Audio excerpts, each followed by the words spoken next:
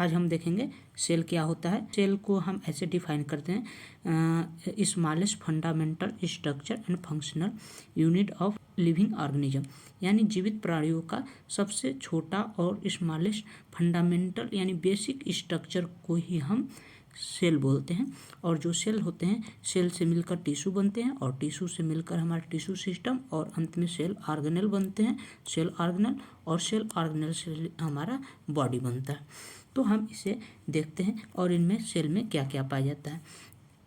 तो इसके साथ साथ यह जो है सभी लिविंग ऑर्गेनिज्म क्या चीज़ से मिलकर बने होते हैं, एक सेल से मिलकर बने होते हैं। और इन्हें हम बिल्डिंग ब्लॉक्स, दैट मीन्स जैसे दीवार ईंटों से मिलकर बना होता है, वैसे ही हमारा जो बॉडी है वह सेल से ही बना होता है।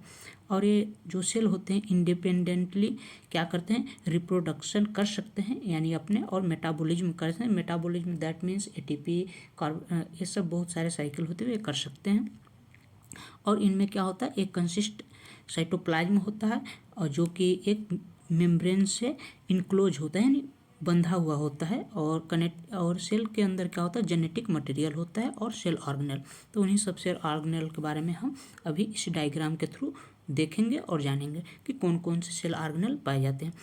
तो यहाँ पे cytoplasm that means jelly like structure ये होता है, और न्यूक्लियस इसी में जेनेटिक मटेरियल आपका प्रेजेंट होता है। ये जो थ्रेड लाइक स्ट्रक्चर है दैट इज क्रोमेटिन, यही होता है आपका जेनेटिक मटेरियल, और इसी को हम डीएनए के नाम से आगे जानते हैं। और इसके न्यूक्लियस के अंदर एक होता है न्यूक्लियोसोम, जो कि बहुत डेंस स्ट्रक्चर होता है। और ये होता है इंडोप्लाज्मिक रेटिकुलम, ये स्मूथ इंडोप्लाज्मिक, और एक होता है रफ इंडोप्लाज्मिक। ये इंडोप्लाज्मिक रेटिकुलम 2 टाइप के होते हैं, इसको शॉर्ट में ईआर बोलते हैं। एक होता है स्मूथ इंडोप्लाज्मिक रेटिकुलम, एक होता है रफ इंडोप्लाज्मिक रेटिकुलम।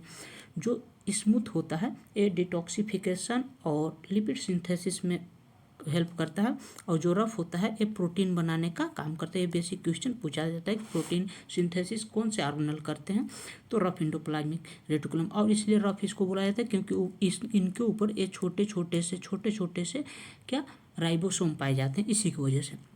और ये छोटे छोटे जो दिख रहे हैं ये सब राइबोसोम हैं, फ्रीली राइबोसोम भी पाए जाते हैं।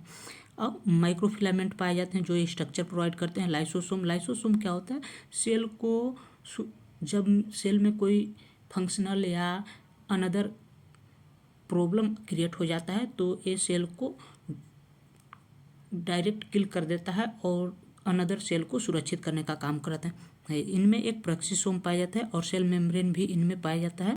सेल मेम्ब्रेन दैट मीन्स सबसे बाहरी आवरण सेल मेम्ब्रेन ही होता है।